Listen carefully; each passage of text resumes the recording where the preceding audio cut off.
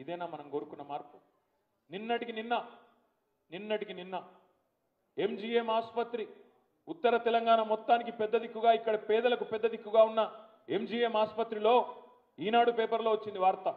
మా పత్రికా మిత్రులందరికీ కూడా తెలుసు. నిన్న సాయంత్రం 4:30 నుంచి రాత్రి 9:30 గంటల దాకా ఎంజీఎం ఆసుపత్రిలో కరెంటు లేదు. 5 గంటలు కరెంటు లేదు. 4 జనరేటర్లు ఉంటే ఒక్కటి పనిచేయదు. 5 గంటలు కరెంటు ఉండదు. కరెంటు పోవుడు ఇళ్లలో పోతే పెద్ద ముచ్చట కాదు. ఫ్యాన్ బంద్ అవుతుంది, సరే ఇసునకర్ర పట్టుకొని కాంగ్రెస్ వాళ్ళని తిట్టుకుంటే కూర్చుంటాం. కానీ ఎంజీఎం హాస్పిటల్ అందులో ఇన్క్యుబేటర్లో ఉండే చిన్న పిల్లలు ఉంటారు, ఇప్పుడే పుట్టిన ఇన్ఫెంట్స్ ఉంటారు, నవజాత శిశువులు ఉంటారు, క్రిటికల్గా ఐసీయూలో ఉండే వెంటిలేటర్ల మీద ఉండే పేషెంట్లు ఉంటారు.